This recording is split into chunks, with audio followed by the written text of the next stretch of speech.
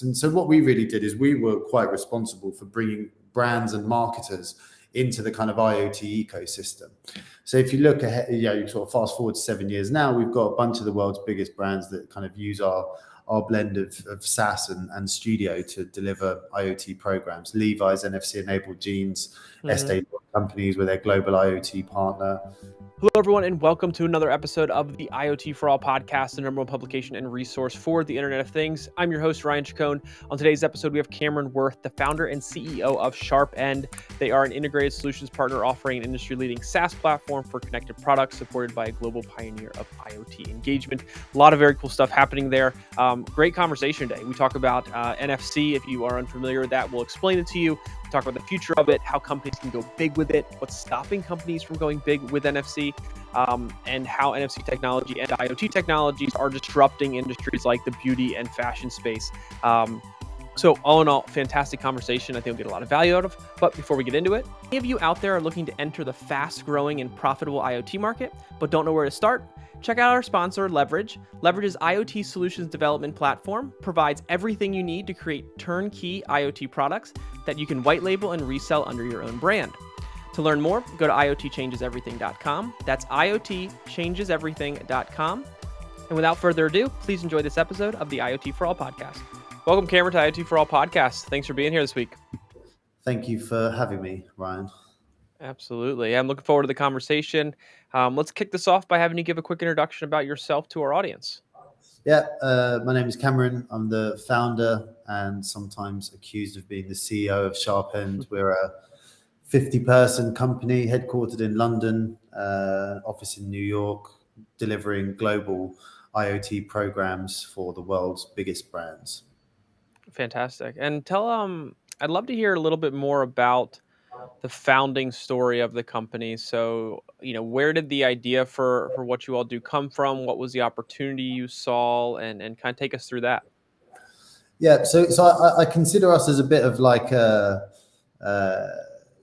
ugly stepchild of the IoT industry, because we're not really what you would consider an IoT player, but we're very much a kind of a core part of the ecosystem, okay, comfortably or uncomfortably. And the reason I say that is because when we started, the IoT 8 years ago nearly now, was fridges that were supposed to reorder your milk. And that was going to be the thing that was happening. And everyone needs to get ready for a world where milk doesn't spoil because Cisco is coming to the rescue. Right. And then the cats were going to be able to get into the same house because of RFID in their collars, and there was all this kind of weird stuff. Right. If I remember correctly, and this is drawing back slightly, and I might have got my company names wrong, but I remember ThingWorks when it sold to PTC. I think that was something that hopefully I've got the names right. But I remember they tracked bananas in crates for companies. Do you know what I mean? That was like something I could understand, something that had a clear value and something that kind of meant something to certain people. And I sort of looked at that and I said, well, actually, what I want to try and do is find like very, very clear, demonstrable use cases for the IoT for cool brands. So I went to Absolute Vodka, for example, and said, well, hey, everyone's talking weird stuff about fridges. What about if we put NFC or QR codes into 125 million bottles of Absolute Vodka? You've just created a whole new owned media channel. And what happens when Nivea wants to roll out QR codes across all their skincare products? And so what we really did is we were quite responsible for bringing brands and marketers into the kind of IoT ecosystem. So if you look ahead, you sort of fast forward 7 years now, we've got a bunch of the world's biggest brands that kind of use our blend of SaaS and studio to deliver IoT programs. Levi's NFC enabled jeans, Estee companies with their global IoT partner, Campari Group, Diageo, PepsiCo, Yo Valley. So we've got a lot of these kind of big, credible, meaningful deployments of IoT, but it's IoT in the sense that it focuses very much on kind of connected packaging and connected retail. So just to kind of finish that emotional monologue, the next one to think about is, okay, well, where did IoT sit in the advertising ecosystem? Because if we're not from the IoT space, then we must come from advertising. But actually in advertising and media, product as media, IoT for engagement, it didn't exist either. So we kind of created this sort of new field that bridges experience, physical, digital, and technology, and we've done it pretty well. And you can see now a lot of people look to us for kind of where the industry is going from a marketing and an engagement perspective. So very proud. Fantastic. Yeah. Yeah, that's awesome. That's congrats on all the success you've had. I did want to ask about those industries specifically, which we don't get the opportunity to kind of dive into all that often. How is IoT really playing a role in those industries? It sounds like there's obviously applications there, but from your experience, how accepting have those industries, more the beverage industry, beauty, fashion, wellness, etc. How have they really been from a receptive standpoint on receiving kind of IoT and implementing IoT technologies? Yeah, it's a great question, man. And like the thing that we had to do first was change the language, because there was all of these in the, again, we go back 7 or 8 years, because bear in mind, for the first 5 years, SharpEnd wasn't a mainstream concept, but since COVID, everyone's using QR, NFC, augmented reality, and now all of the brands are kind of coming back to SharpEnd now and saying, hey, the thing you told us about in 2017, we need to kind of do it now because everyone's looking at it. We had to change the language, because what happened was, as well, is a lot of these kind of IoT businesses, if you're an IoT platform or an IoT technology, everyone was chasing marketing budget, and everyone was trying to speak to CMOs and chief digital officers and all this kind of stuff. And they were really screwing up the conversation because they weren't speaking to brand challenges, business objectives, consumer needs. So we didn't want to come in and say, hey, we do IoT, we're an IoT agency. We had to really distill it down into very concrete use cases around connected products, retail innovation, connected home, and really kind of focus it very specifically on use cases, because then at that point, you've taken IoT out of the language. Because what we found early on is you say IoT and they say, oh, we spoke to a bunch of IoT companies and there's nothing there for us. And we all know that there's a huge amount of value across the supply chain and kind of, going through into kind of retail and through to product consumption, that there's a huge value proposition for IoT. But you had all of these companies that were saying, hey, we're going to be the new Salesforce, and they're all going to the brands and saying, you need an IoT platform, and you need to work with us. And the brands were kind of put off by it and a little bit turned off by the IoT. So step one was to change the language and distill it down into use cases.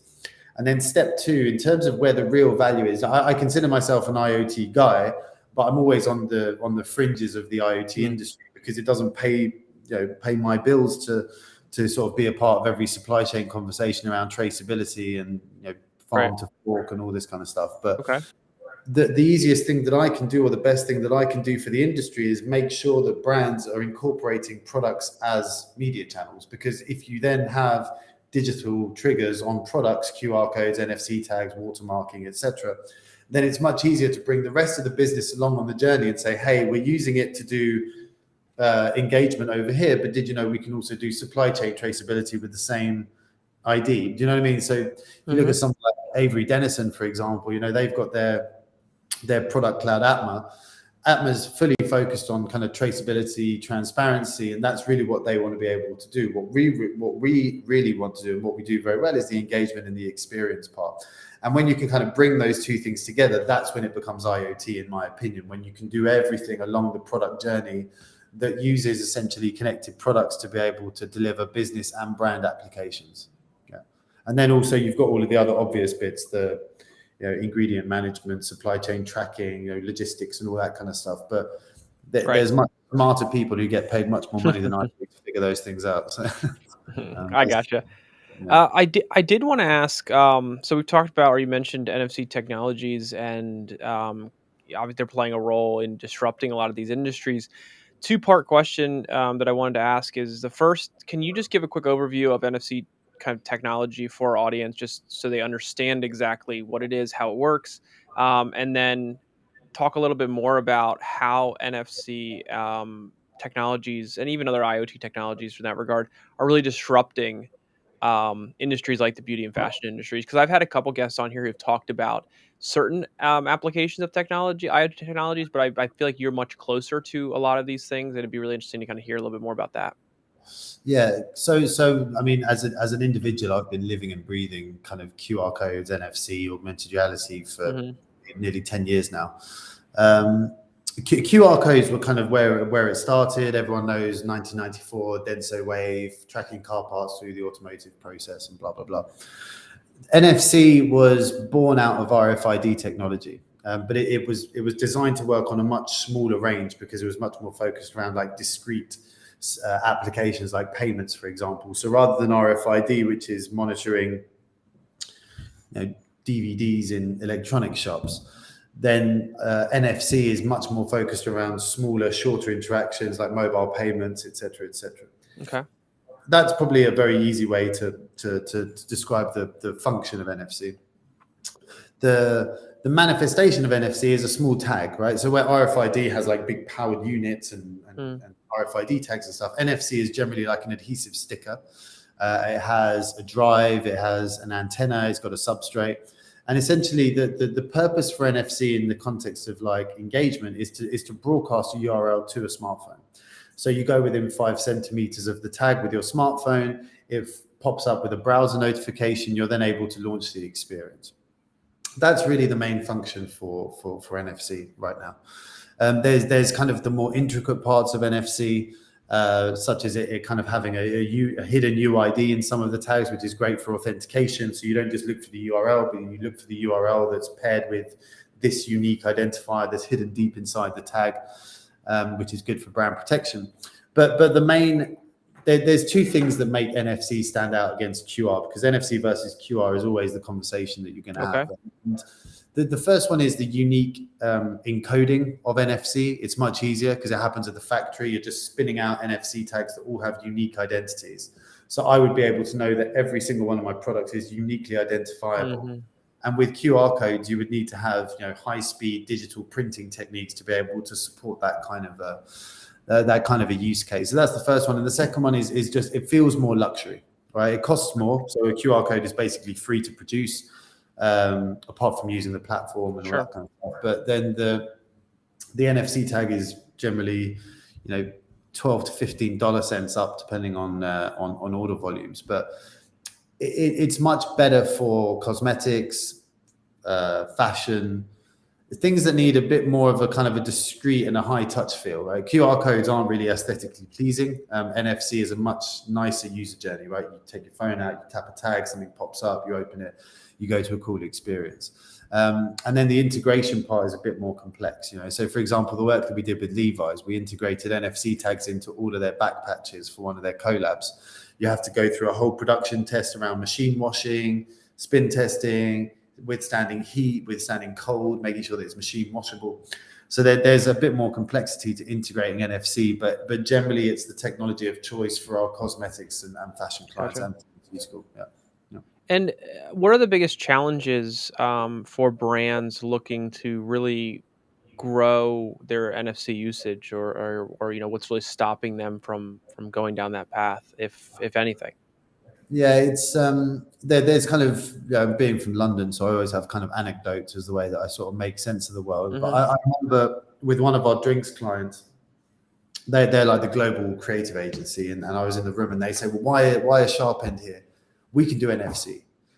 I said, okay, fine. Well, if you can understand the difference between type 1 to 4 NFC forum certified tags, and if you know the difference between MyFair and X, Y, and Z, and if you're able to do the unique encoding at a platform level, and if you're able to work with a label converter, if you're able to do the production line thing and build the experience, then you're welcome to the brief. And it's kind of when you say that, they were like, actually, SharpEnd have probably got a role to play here. So then the thing for me is it's about being able to put everything together. It's about understanding how labels are applied to products and how you integrate NFC and how you test them on the line and how you communicate it on pack and how you build the right experience that makes people want to engage. So being able to make sure that they can give you everything and they know they can give you everything, that's the first barrier. Okay. Second barrier is cost. It's going to increase my cost of goods quite significantly if I'm embracing NFC at scale.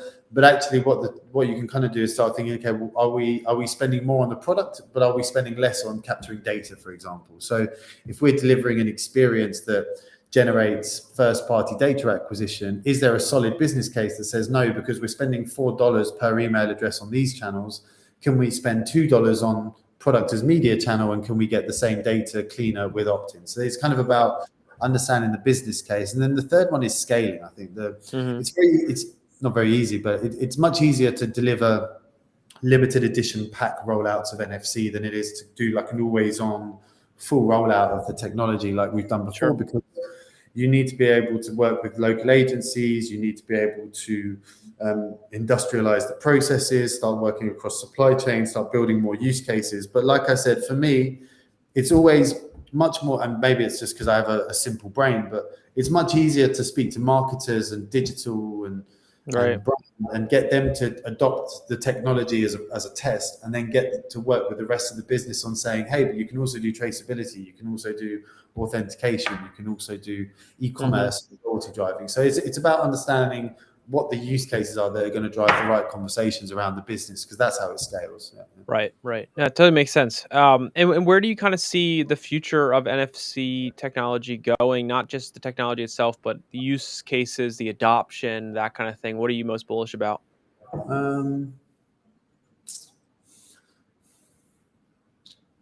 Or do you see other industries maybe that are not utilizing the technology that would be good fits, so you kind of see it, evolving into from an adoption standpoint?